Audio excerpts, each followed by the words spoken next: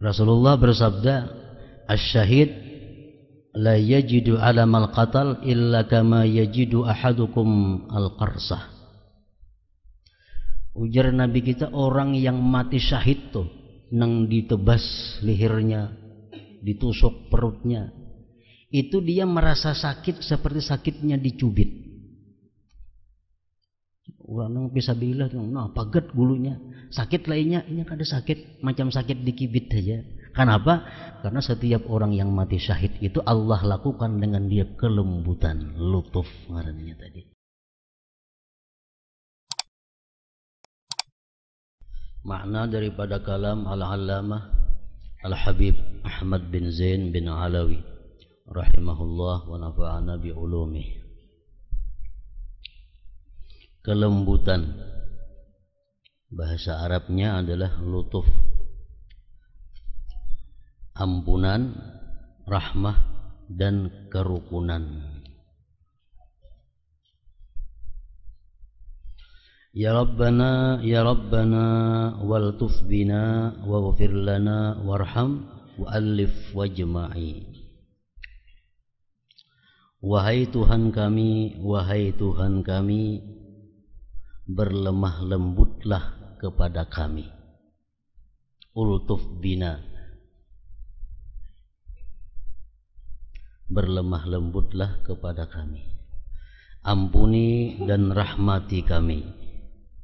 Kemudian rukunkan dan persatukan kami. Dalam bait di atas, Sayyid Abdullah bin Alawi Al-Haddad radhiyallahu anhu bertawassul dengan hadratir rububiyah. Ya Rabbana, itu ngarannya bertawassul.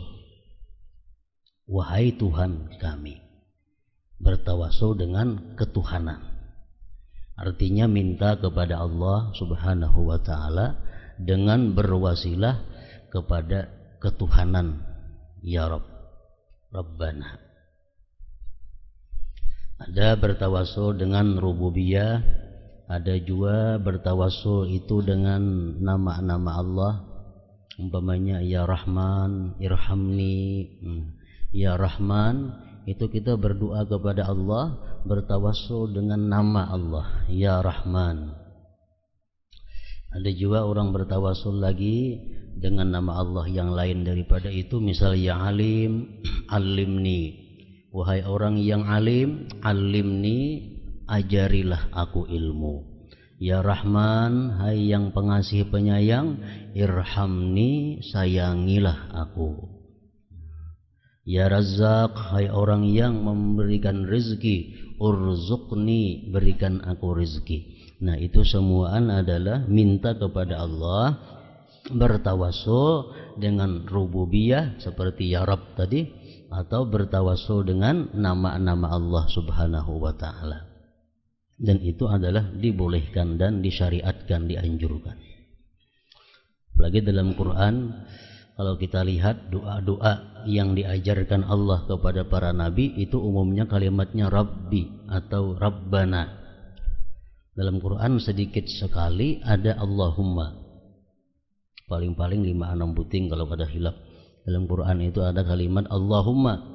Allahumma itu artinya minta langsung kepada Allah. Allahumma sama dengan ya Allah. Nah, itu langsung minta kepada Allah.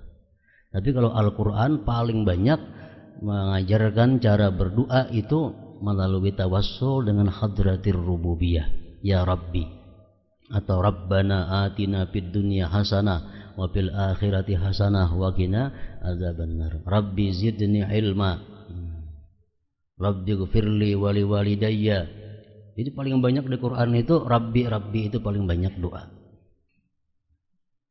Dan Rasulullah bersabda dalam satu hadis, idza qala al-'abdu, bila mana seorang hamba itu berkata ya Rabbi, ya Rabbi, qala Allah berfirman labbaik, labbaika ya abdi.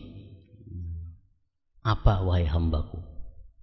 Labbaik itu sahutan Allah dengan yang lemah lembut. Labbaika abdi, apa wahai hambaku? Sal, mintalah kamu, tu'ta, engkau akan diberi. Nah, jadi walau berdoa kepada Allah, alangkah baiknya didahului dengan ya Rabbi 2 kali. Karena dengan demikian Allah akan menjawab labbaik ya abdi. Sal, mintalah kamu, tu'ta, kamu akan diberi permintaanmu. Ada lagi hadis yang mengatakan barang siapa mengata ya Rabb 3 kali, ya Rabb, ya Rabb, ya Rabb 3 kali, itu arsy Allah pun ikut berguncang, mendorong agar doa kita itu dikabulkan oleh Allah Subhanahu wa taala.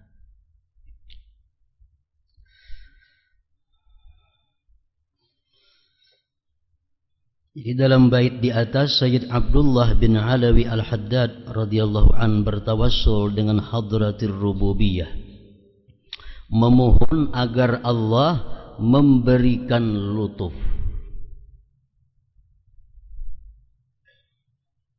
ampunan, kerukunan dan persatuan kepada kita semua di bawah naungan dan kecintaan serta keridaan Allah Ta'ala.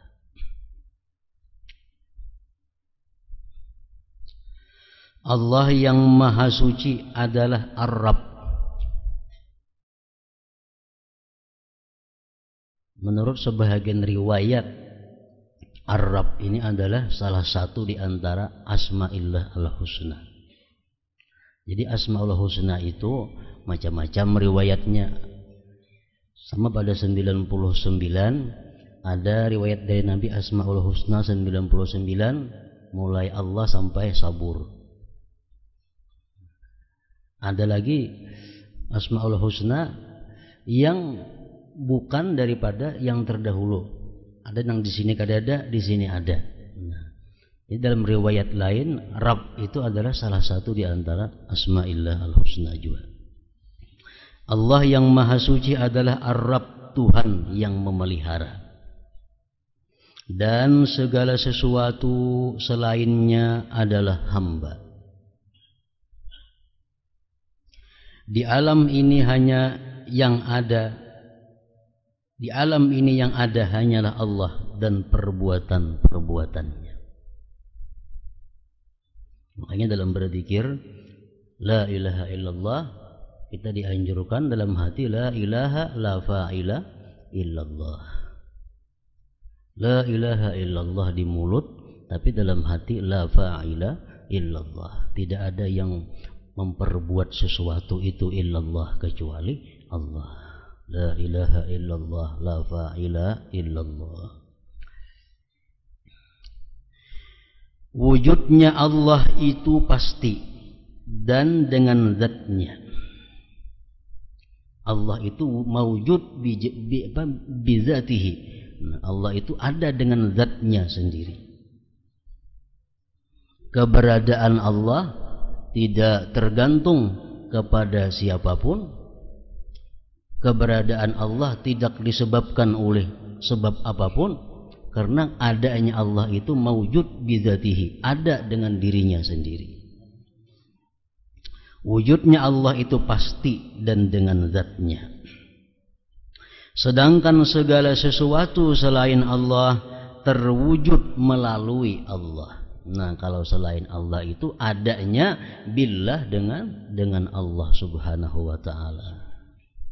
Bukan bizatihi. Manusia ada bukan dengan zatnya, tapi biijadillah, dengan sebab diadakan oleh Allah. Pohon itu ada bukan ada sendirinya, tetapi biijadillah, dengan diadakan oleh Allah. Langit bumi ini ada bukan dengan sendirinya, tapi biijadillah, dengan diadakan oleh Allah Ta'ala.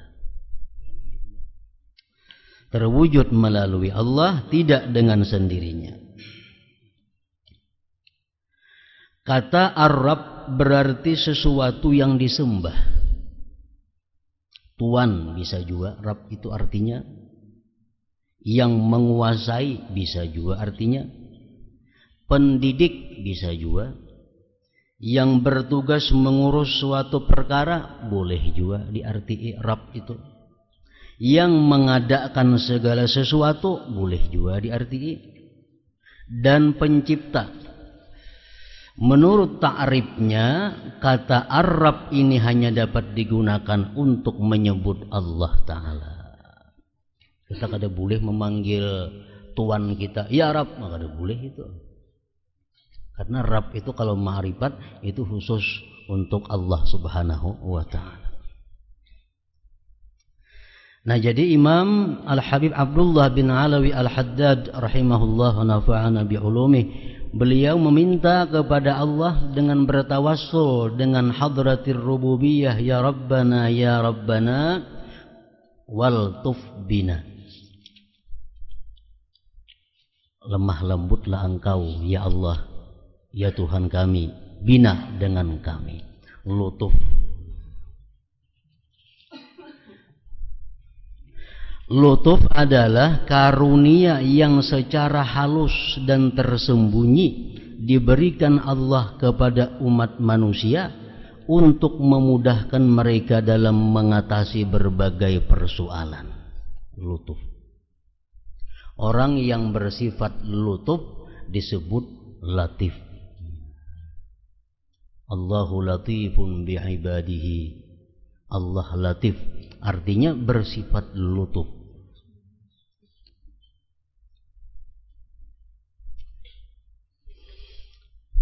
Apa yang dimaksud dengan latif atau lutuf itu? Menurut sebahagian ulama ada yang memberikan syarah penjelasan bahwa latif orang yang lemah lembut itu artinya bisa demikian. Artinya maksudnya al-musilus syai'a bil-lini war-rifqi wal-latafah. Itu artinya latif menurut sebagian pendapat ulama. Latif itu artinya yang menyampaikan sesuatu dengan lemah lembut, kasih sayang dan halus.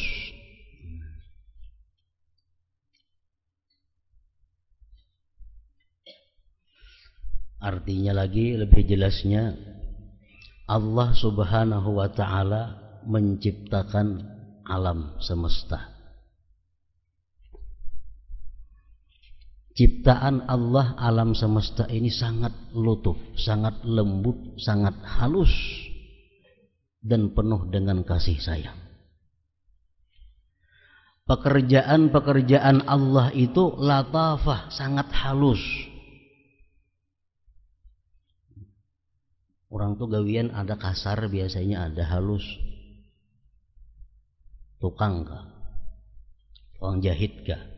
Tukang kemasan kah? Ada nama Allah tuh kasar, ada nama Allah tuh halus gawiannya. Nah, Allah Ta'ala yaitu ibarat menyambung sesuatu itu kada kelihatan sambungannya, sehingga terlihat tuh kada ada bersambung, padahal ada sambungannya. Nah, daripada saking halusnya perbuatan Allah Subhanahu wa Ta'ala itu. Bingkil tuh tukang membaiki motor nang halus gawian kayak puga, padahal sudah hancur motornya, bakas berampak, tapi si bingkelnya gawiannya halus, pada ketahuan pada itu motor bakas dibingkil. Nah, Allah Subhanahu wa Ta'ala itu namanya Al-Latif, demikian menciptakan alam ini. Jadi alam semesta ini, apapun yang terjadi dalam alam ini sangat halus. Banyak hal-hal yang kita kadang mampu akal kita memperdapati sebab musababnya itu kayak apa, daripada saking halusnya ciptaan Allah Subhanahu wa Ta'ala.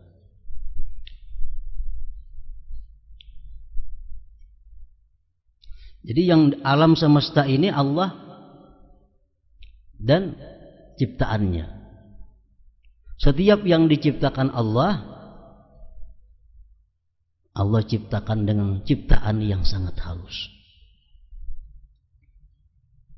Kejadian-kejadian yang ada pada kita itu ada sebabnya. Cuma karena Allah Ta'ala menciptakan itu sangat halus, kadang-kadang kita kada bisa menangkap apa sebabnya. sampai terjadi demikian. Nah, itu perbuatan Allah yang latif atau lutuf tadi. Jadi kita disuruh minta kepada Allah bahwa Allah kepada kita ini berbuat demikian. Kita minta kepada Allah, Allah berbuat kepada kita ini lemah lembut, halus, kada terasa. Diceritakan dalam kitab Syarah Ratibul Attas, ada seorang nabi di zaman dahulu sebelum nabi kita. Nabi ini orang yang diberi Allah wahyu tapi tidak menyampaikan kepada manusia. Tugasnya hanya mengamalkan sendiri. Jadi nabi ini beramal di dalam guha. Beramal dalam guha itu gawiannya. Karena siang naik ke atas gunung. Di parak situ, di parak kedudukannya si nabi ini ada sebuah sumur. Nah, nabi ini melihat lawan orang yang mengambil banyu di sumur itu. Tapi yang mengambil banyu kada melihat lawan nabi, lindung. Jadi bila siang duduk nabi ini tafakkur di atas gunung tadi. Di bawah itu ada sumur. Suatu hari datang seorang bakuda. Seorang bakuda mengambil banyu di sumur itu. Ambil banyu di sumur, bulik, tak tinggal kadut kampil. Menginum, turun pada kuda, andak kampil, minum, tunggang kuda, hilang. Tak tinggal kampil tadi. Maka kampil itu berisi dinar. Ada 1000 dinar duitnya. Hilang.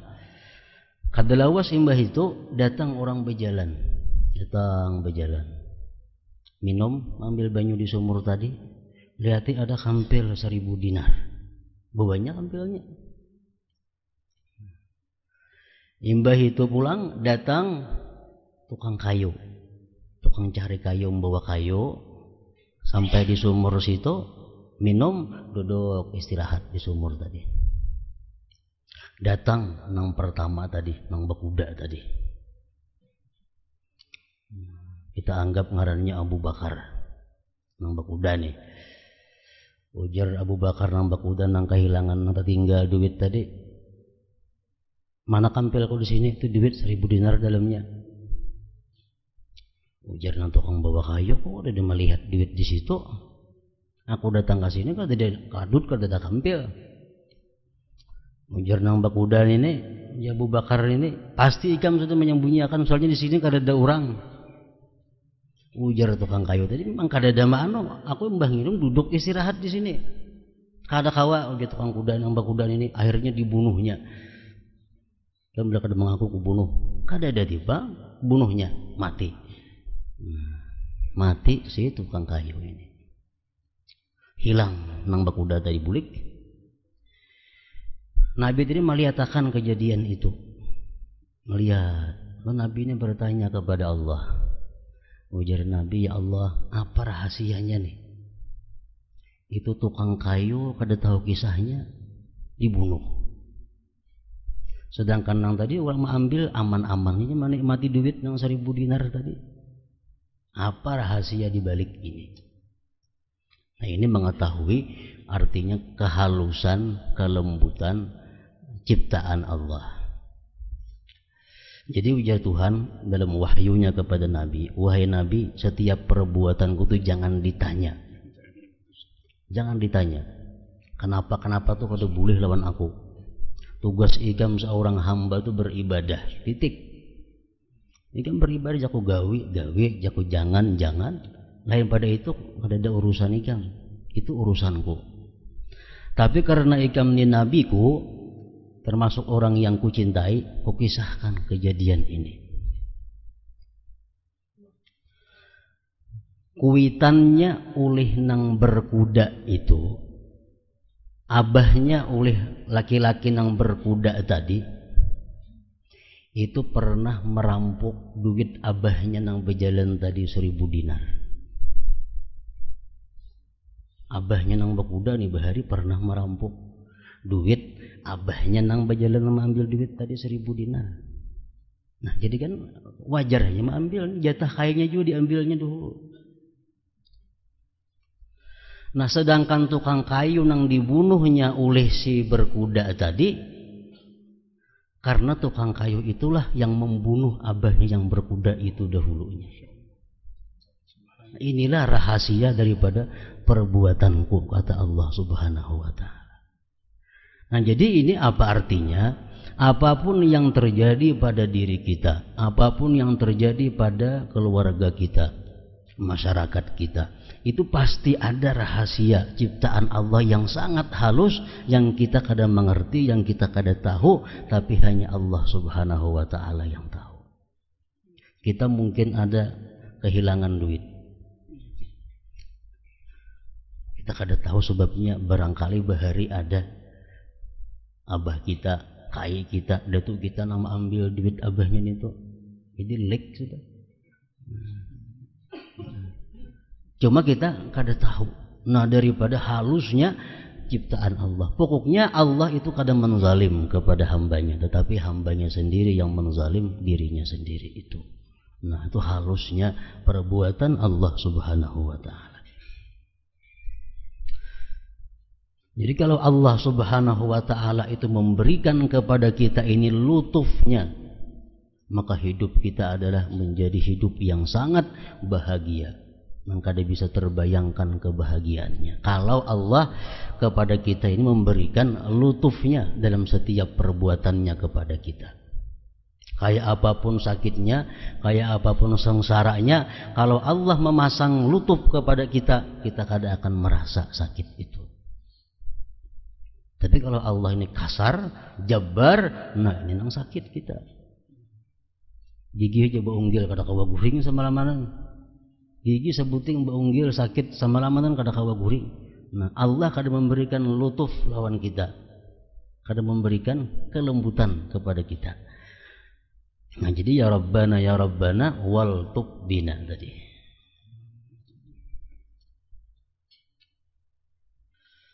Nabi Adam di dalam surga diciptakan oleh Allah Subhanahu wa ta'ala dengan berbagai macam fasilitas keistimewaan, macam-macam dalam surga serba ada. Tapi Adam tetap kada nyaman dalam surga. Kenapa? Kada ada pasangan nang satu jenis, sama-sama manusia. Adam teguringan, dicabut Tuhan tulang rusuk Adam nang sebelah kiri. Dicabut tulang rusuk. Coba bayangkan, dicabut tulang rusuk nih sebelah kiri. Dicabut, Adam kada terbangun guring dan kada terasa. Kenapa sebabnya? Karena Allah mencabut itu dengan lutufnya, dengan kelembutannya. Kada terasa. Jakanya terasa sakit, Adam kada senang kepada Hawa itu. Dakanya Adam merasa sakit, laki-laki kada akan suka kepada wanita, kepada perempuan. Nah, jadi Allah mencabut tulang rusuk Adam itu dengan lutufnya, dengan kelembutannya. Kada terasa. Rasulullah Shallallahu Alaihi Wasallam waktu beliau hendak Isra Mi'raj, menurut hadis yang sahih, beliau dibedah. Jadi kita dioperasi. Tanpa diimpus, kada ada impus saat itu lagi. Kada ada impus, kada ada bius, kada ada lading, kada ada. Nah, Allah melalui Jibril membedah perut Nabi kita. Diangkat lagi hatinya, dimasukkan lagi, ditutup lagi, Nabi kada merasa sakit. Bakasnya pun kada ada. Daripada saking lutufnya Allah Subhanahu wa ta'ala. Nah, ini kalau Allah itu bersifat lutuf dengan kita, ya macam itu. Rasulullah bersabda, "Asy-syahid la yajidu alamal qatal illa kama yajidu ahadukum al-qarsah." Ujar Nabi kita, orang yang mati syahid tuh nang ditebas lehernya, ditusuk perutnya, itu dia merasa sakit seperti sakitnya dicubit. Orang fisabilillah tuh, nah paget gulunya, sakit lainnya ini kada sakit, macam sakit dikibit aja, Kenapa? Karena setiap orang yang mati syahid itu Allah lakukan dengan dia kelembutan, lutuf ngarannya tadi. Nah,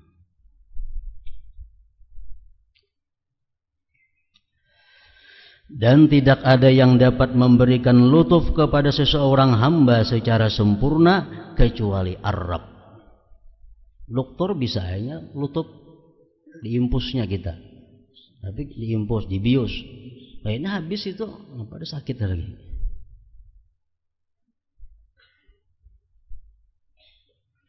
Kecuali Ar-Rabb, Allah. Sebab dia maha mengetahui segala hal hingga persoalan yang paling kecil dan tersembunyi. Memiliki kekuasaan yang sempurna untuk menciptakan dan menyampaikan ciptaan-ciptaan tersebut kepada hamba-hambanya.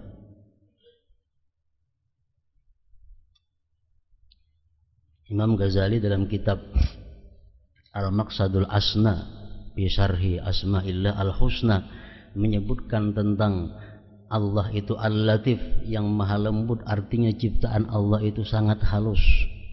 Kanak-kanak janin nang dalam perut itu inya makan lewat tali pusat, bukan lewat mulut. Ada lewat mulut. Kenapa? Yang dimakannya itu adalah darah. Nah, ada cucuk lewat mulut. Jadi yang makan lewat impus tali pusat. Itu lembutnya Allah, halusnya ciptaan Allah. Sekakanakan ini lahir ke dalam dunia, tali pusat pagar. Kenapa? Ada berfungsi dan digunakan mengalihi juluran tali pusat. Baiklah manusia. Nah, tali pusat pagar. Kenapa sebabnya? Karena yang dimakan ini anak adalah susu ibu. Susu ibu itu suci. Suci, pantas, patut lewat mulut. Nah, kenapa kakanakan itu begitu lahir samuan kada begigi? Ada lahir bayi begigi lengkap kadada. Ini halusnya ciptaan Allah. Sebabnya kenapa? Kalau kakanakan dibegigi menyusu mamanya sakit, mamanya diigutnya habisan. Nang kedua, itu parut kakanakan masih halus, kada kau menerima nang keras-keras nang dikunyah oleh gigi. Nah, masih susu minumannya. Orang minum susu ada perlu gigian.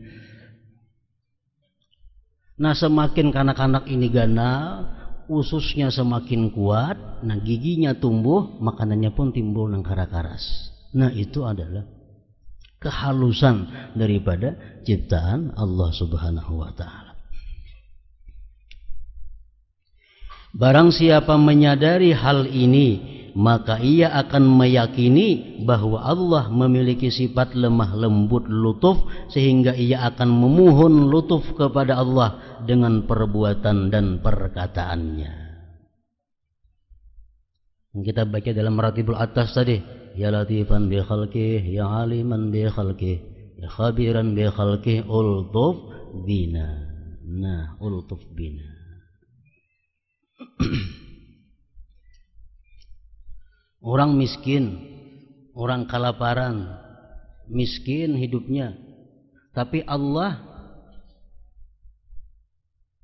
memberikan lutuf kepada orang miskin itu. Inya kada merasa kemiskinannya, inya kada merasa kesusahannya, inya kada merasa kelaparannya. Kenapa? Karena Allah memberikan sifat, memberikan anugerah lutuf kepada hamba yang miskin tadi.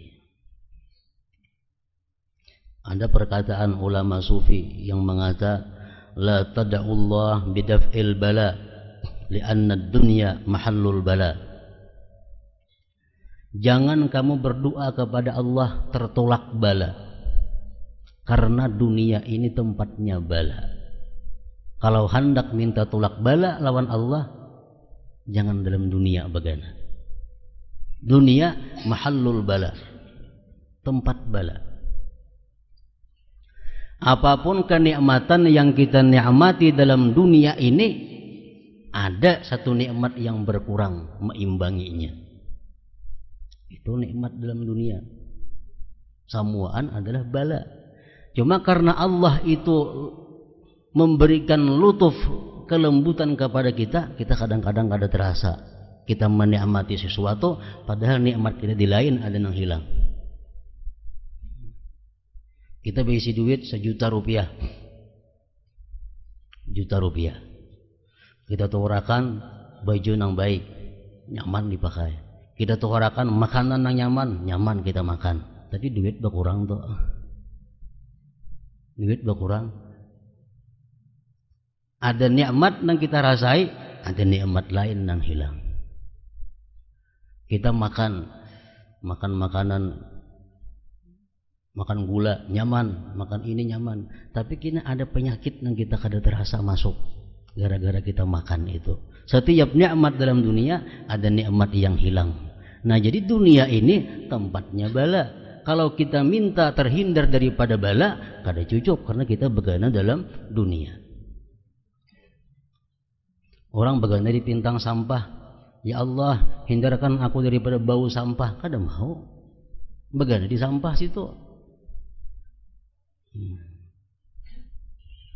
Walakin ud'ullah al-lutfa bihi. Tapi engkau mintalah kepada Allah kelembutan pada bala itu. Ayuh Tuhan memberi kita bala, nah apakah? Tapi disertainya dengan lutufnya, disertainya dengan kelembutannya. Kita ada merasa macam Nabi Adam tadi. Ayuh diambil Tuhan ginjal karena apakah di awak ini? Cuma dengan lutufnya, kada terasa. Nah, jadi jangan kita minta ditolak, dihindarkan daripada bala dalam dunia, tapi kita biar aja bala cuma disertai dengan lutufnya, disertai dengan kelembutannya. Ultuf bina. Ultuf bina. La tad'ullaha sabra 'anil bala. Ujar ulama tadi mengatakan, ikam jangan sekali-kali minta sabar daripada bala. Lianna sabra mararah, karena sabar itu pahit. Jadi jangan minta sabar terhadap bala. Ya Allah, sabarkanlah aku daripada, jangan. Tapi mintalah al-lutfa bihi, kelembutan pada bala itu. Mintalah kelembutan pada bala itu. Karena sabar itu sakit, sabar itu pahit, dan Nabi Zakaria pun merasakan pahitnya sabar itu. Orang sekelas Nabi Zakaria itu bukan main imannya. Begitu Nabi Zakaria ini dikejar oleh orang-orang Yahudi, hendak dibunuh, Nabi Zakaria lari ke situ kemari. Akhirnya Zakaria bersembunyi ke dalam pohon. Pohon ganal, pohon itu ada lubang, Nabi Zakaria masuk ke dalam sana. Jadi ujar orang Yahudi, ini mungkin di sini Zakaria ini bersembunyi. Kita ambil gergaji sudah, tabang pohonnya. Nah, ini ditabang pohon tadi. Waktu gergaji itu pertama mengenai awak Nabi Zakaria pun aduh, ini Nabi Zakaria. Nah, aduh. Turun Jibril, wahai Zakaria, kalau engkau tidak sabar dengan bala, engkau akan dicabut daripada kenabian. Nah, anyar beliau mengatakan Allah, Allah, Allah, sampai awak beliau pagar. Nah, tapi orang sekelas Nabi Zakaria pun merasakan kayak apa sabar itu sulitnya, apalagi yang macam kita. Jadi jangan hendak minta sabar kepada Allah, ujar si ulama tadi. Mintalah lutuf bil bala, mintalah kelembutan pada bala itu. Ayo dibala akan apakah, asal disertai dengan lutuf tadi. Walakin ud'ullah al-lutfa fil bala, tapi mintalah lutuf. Makanya doa-doa orang dahulu, doa-doa para habaib pasti ada itu. Ultuf bina fima jarat bihil maqadir. Ya Allah, berikanlah kelembutan pada kami menghadapi segala takdir engkau. Termasuk doa dalam Ratibul Atas, ya latifan bi khalqi, ya aliman bi khalqi, ya khabiran bi khalqi, ultuf bina. Ada lagi yang menganjurkan bahwa setiap sembahyang subuh, untung sembahyang subuh, membaca wirid ya latif 129 kali. Ya Latif, Ya Latif, Ya Latif, Ya Latif, Ya Latif, Ya Latif 129 kali. Supaya apa? Supaya Allah Subhanahu wa taala memberikan kepada kita apapun disertai dengan lutufnya, kelembutannya tadi. Nabi Ibrahim alaihissalam dibuat dalam api. Hangus kan Nabi Ibrahim? Kada hangus. Panas pun kada. Kenapa? Karena dilindungi oleh lutuf Allah, kehalusan, kelembutan Allah Subhanahu wa ta'ala. Nah, jadi pertama tadi pengarang kitab ini minta kepada Allah, ya Rabbana wal tuf bina. Kemudian yang beliau minta lagi, waghfir lana, ampuni kami. Arti ampunan di dunia adalah tirai yang menutupi keburukan dan dosa-dosa. Allah Subhanahu wa ta'ala menghapus keburukan dan dosa-dosa hambanya dengan pahala perbuatan baiknya. Jadi ampunan Allah di dalam dunia ini kepada mereka-mereka yang berdosa itu adalah menutupi perbuatan-perbuatan dosanya itu. Kalau di akhirat kayaknya hanya penghapusan. Ini dalam dunia orang yang berbuat dosa kemudian dia minta ampun kepada Allah, Allah tutupi dosanya. Nah, bila sudah Allah menutupi dosa seseorang hamba yang minta ampun tadi, kita manusia ini membuka dosa itu, bahayanya besar, dosanya pun besar. Rasulullah mengatakan dalam satu hadis yang artinya, apabila kita mengatakan orang itu berbuat dosa padahal dia sudah tobat daripada dosa itu, maka kita akan dibalakkan Allah berbuat dosa seperti itu. Oh, tuh perampok.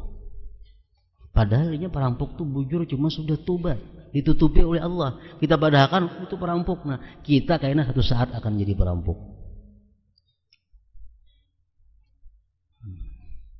Ada orang, waktu penzina, padahalnya penzina tuh bujur cuma sudah tobat, ini sudah minta ampun kepada Allah, ditutupi oleh Allah.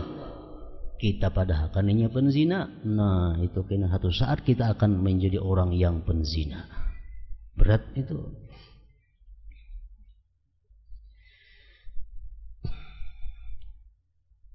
Allah Subhanahu wa ta'ala menghapus keburukan dan dosa-dosa hambanya dengan pahala perbuatan baiknya. Perbuatan yang ia lakukan berkah, kemudahan dan taufik Allah. Allah Subhanahu wa ta'ala telah memerintahkan manusia untuk menutup aib dirinya. Aib diri seorang nih disuruh Tuhan ditutupi, jangan dibuka-buka. Dosa yang besar kita lakukan bila kita tutupi jadi kecil.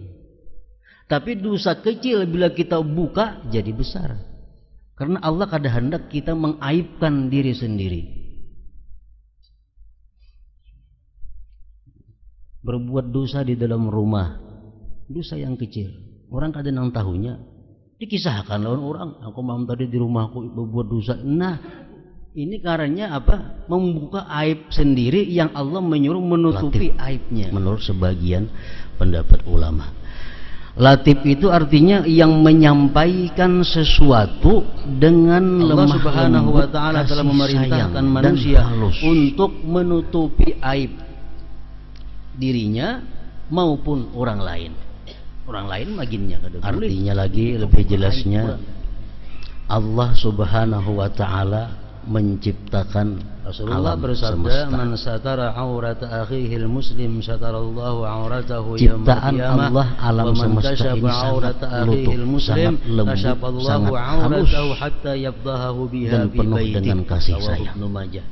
Siapa-siapa menutupi pekerjaan Allah itu latafah, sangat halus. Orang aib baik perkataannya atau perbuatan. Orang itu gawian ada kasar biasanya, ada halus. Kita tahu tukang kah, tukang jahit kah, kita tutupi tukang aib apa itu. kamasan kah. Ada nama Allah tuh kasar, akan menutupi juga aib. ada nama Allah tuh halus gawiannya. Nah, Allah Ta'ala yaitu ibarat menyambung sesuatu. Siapa itu yang membuka aib saudaranya sehingga mengisahkan aib orang lain, padahal ada sambungannya. Nah, daripada saking halusnya perbuatan Allah Subhanahu wa Ta'ala, walaupun yang terjadi bingkil tukang membaiki motor nang halus gawian kayak puga, padahal barang sudah hancur motornya bakas berempat, tapi si bingkilnya gawiannya halus, pada ketahuan pada itu motor bakas dibingkil. Nah, Allah Subhanahu wa Ta'ala itu namanya Al-Latif. Demikian menciptakan alam. Jadi alam semesta ini, apapun yang terjadi dalam alam ini sangat halus.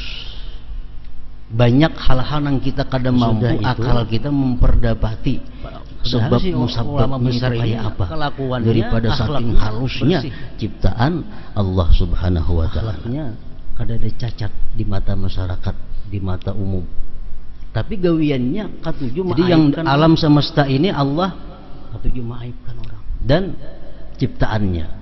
Ini kebenaran hadis. Setiap yang diciptakan Allah, Allah buka aibnya walaupun nang di rumahnya. Allah ciptakan dengan ciptaan yang sangat. Si ulama besar ini cerai lawan bininya. Kejadian-kejadian yang ada pada kita oleh ulama besar bagi itu ada sebabnya. Itu tuan guru. Cuma karena melandau guring. Sama jam dibukanya aib, maka selaki ngakos itu kamari, wasidin itu di rumah kayak ini. Segala aib nang di rumah dikisahkan nang bini kemana-mana. Ini pembuktian kebenaran hadis Rasulullah. Siapa yang membuka aib saudara muslim, Allah bukakan juga aibnya walaupun nang terjadi di rumahnya. Padahal siapa tahu pada sidin itu melandaukan dan tahunya orang. Cuma karena nya sarak lawan bini, nang bini ke situ kamari mengisahkan aib lakinya. Nah, satu mat saja Allah hendak membuka aib seseorang itu.